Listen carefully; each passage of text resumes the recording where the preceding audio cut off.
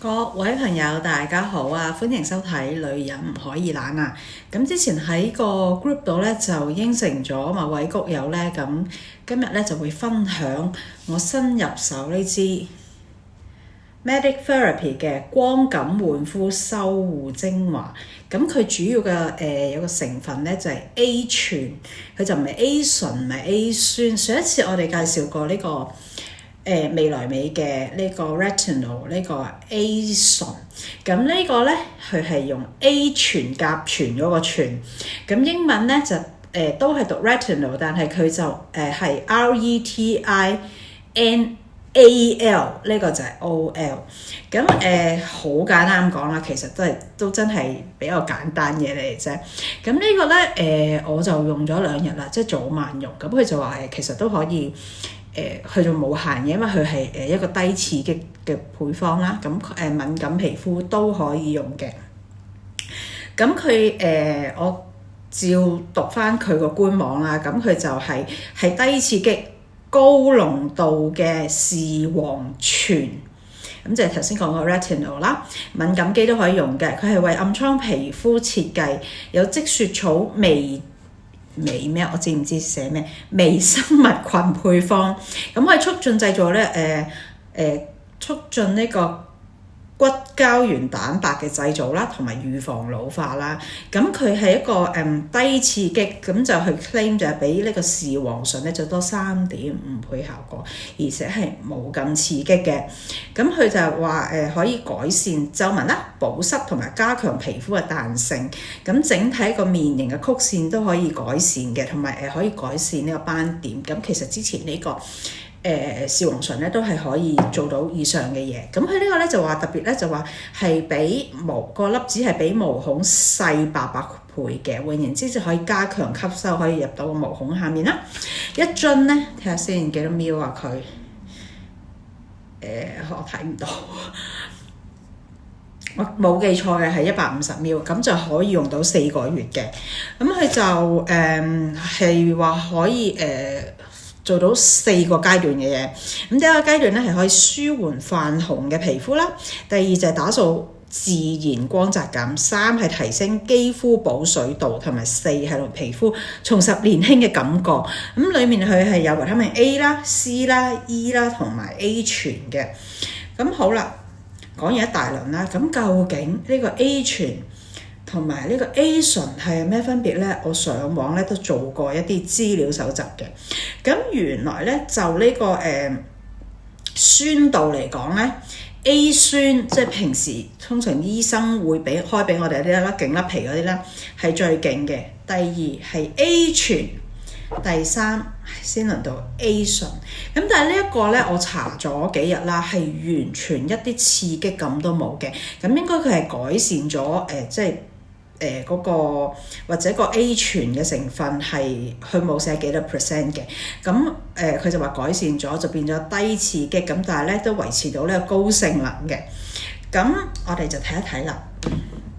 其實咧搽落塊面度咧，我感覺咧係呢一個咧係勁好多嘅，因為一搽落去咧，呢啲比較乾嘅位咧，你就即刻係有少少赤痛嘅感覺。但係呢個咧就反而冇。我咧之前咧上網睇過咧，有人咧就拍條片啦，咁當然應該係啲宣傳片嚟㗎啦。咁佢就試過就不斷24小時咧搽完，隔一陣又搽，隔一陣又搽。咁佢係影嗰啲相出嚟咧，相比起即係每隔幾個鐘頭咧就影有咩變化啦。頭嗰幾個鐘頭係冇乜變化嘅，你再搽到24個鐘頭之後，唔知搽幾多次啦已經。咁就佢就真係改善到啲斑點啊各樣嘢嘅。咁我之前咧自己咧都喺網店嗰度咧就買咗呢隻5% 嘅A 醇。咁咧我搽落去咧，其實咧你問我咧最有感覺嘅咧係呢隻。所以咧以我咧成日標榜自己皮粗肉韌咧，我都唔夠膽日日搽嘅，最多都係隔日用嘅啫。因為真係我咧開頭用嘅時候唔小心揩到條頸咧，即係敏感到我要食藥咯。咁自此之後我就好小心啦，眼周嗰啲位咧同埋頸咧，我即係搽完之後咧，譬如再搽其他skin care 落條頸度，我係要洗咗手先，揩到我都唔想咯，即係費事又要俾錢睇醫生咁麻煩啦。咁呢個係最勁嘅，我覺得。咁呢個同呢個咧，我就覺得冇乜分別，因為搽落去咧都係冇呢個刺激感覺嘅。咁或者俾大家睇一睇個 texture。咁呢個咧係佢係話洗完面之後咧，第一個 step 咧就用。咁我諗，因為醫生都話啦，你想最吸邊樣嘢咧，就洗完面第一樣嘢搽。咁我哋首先睇一睇你嘅 A 醇啊。咁佢係咁樣嘅。咁我哋再睇一睇呢個未來美嘅 A 醇啦，係嗱白色啲個點，咁佢係比較偏向膏狀少少嘅。咁最後呢個我另外買嘅呢個5%，呢個咧係最膏狀噶啦，即係你睇下佢可以擠拉花，咁佢係最膏狀嘅。咁我咧呢個咧我都試咗2日先夠膽拍片俾大家睇嘅。咁咧搽手其實幾好嘅，因為我就對手咧真係咧搽完之後咧係真係白咗好多嘅。除咗呢啲關節位我永遠都改善唔到嘅，唔知點解。但係咧手背咧幫我做 gel 甲個姐姐咧都話我手背係白咗好多嘅。咁好啦，搽俾大家睇，我要脫掉我的眼鏡。咁佢係第一個 step。做啦，咁通常我會泵過2泵嘅。我亦都咧嘗試過咧，好似頭先所講嗰條短片咧，嗰個女仔咁咧，真係隔幾個鐘頭就補一補，隔幾個鐘頭補一補啦。咁但係我覺得咧，可能咧之前咧我用未來美咧呢個 A 醇咧個效果即係好顯著。咁我搽呢個咧，即係24個小時之後咧，又冇話特別覺得啲斑淡咗，因為其實我之前咧搽完呢個之後咧。嗱，荷爾蒙斑咧係仍然隱約可見嘅呢度咧，咁但係咧雀斑啊嗰啲其他斑點一點點嗰啲咧，確實真係少咗好多嘅。咁呢個我其實都用咗2日，日夜用。開頭嗰日咧我就學人哋咁不斷補啦，咁第二日都冇咩異樣嘅個皮膚。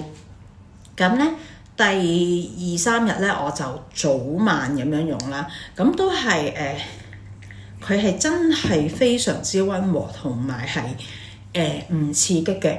但係如果你問我咧，嗱呢個佢相當抵用嘅價錢，咁但係如果你問我咧，我自己咧就會覺得未來美呢隻咧個感覺咧係。同埋個效果咧係最好嘅。咁當然嗱，大家都要記住啦，所有呢啲咧都係光敏感嘅 product 咧，搽完之後咧，如果你日頭用咧，搽完之後記住要搽防曬，如果唔係咧就因加得一個減噶啦。維他命 C 都係啦，如果朝頭早搽維他命 C 嘅話咧，就記住要搽防曬啦。咁係啦，頭先我講咗啦，佢改良咗係低刺激性嘅，我就覺得咧佢都可以入手嘅，尤其是咧係有啲朋友咧，我聽見好多都話佢驚呢個 A 醇咧太刺激，好容易佢敏感皮膚好容易會紅啊、甩皮啊嗰啲咧，咁就我覺得用呢隻咧係 OK 嘅。我自己用咧我就覺得我感覺唔到佢話比呢個A 醇多3.5倍嘅效果，但係我覺得如果咧你係唔急進嗰啲，唔係進擊的巨人嗰啲咧，咁你慢慢搽咧，佢其實我覺得效果又好嘅，因為佢有咩好咧？佢最大一樣好處咧，就係你搽完 A 醇咧，搽完呢個之後咧，皮膚真係好乾，夜晚黑不斷搽嘢，有時半夜起身咧都要搽。咁但係呢個咧就冇咁嘅問題啦，因為佢標榜咧佢係可以即係唔乾之餘咧，佢仲可以保濕嘅。咁如果大家其實想試呢一類嘅產品，但係又驚 A 醇咧太過刺激嘅話咧，我都推介咧可以試下呢一個，因為如果冇記錯係百零蚊港幣嘅啫。咁所以抵用之餘咧，我覺得長遠咧應該係都有一個效果嘅，而且佢最重要係唔刺激。如果大家好驚話會泛紅啊、甩皮啊嘅話咧，其實呢個咧係都值得推介嘅。咁當然啦，喺官網上面咧所講咧，佢哋都會有寫有機會，即係你做手術嗰啲咧，啲風險最恐怖嗰啲講晒出嚟咁啦。咁佢話都有機會泛紅啊、甩皮啊、敏感啊嗰啲咧就停止使用啦。咁其實所有嘅 skin care 佢都係會咁講。總之你皮膚有咩問題就停止使用啦咁樣嘅。咁 so far 咧我真係用咗幾日，呢幾日咧我係停咗呢隻咯，直至到今晚唔係今晚啊，好似琴晚定唔知幾時啦。我就用咗2日啦，就覺得都 OK 嘅。呢個起碼可以日日用啦，一日甚至乎一日用2次啦。咁但係呢個咧，我用翻之後咧，用翻第一次咧，已經覺得好有感覺。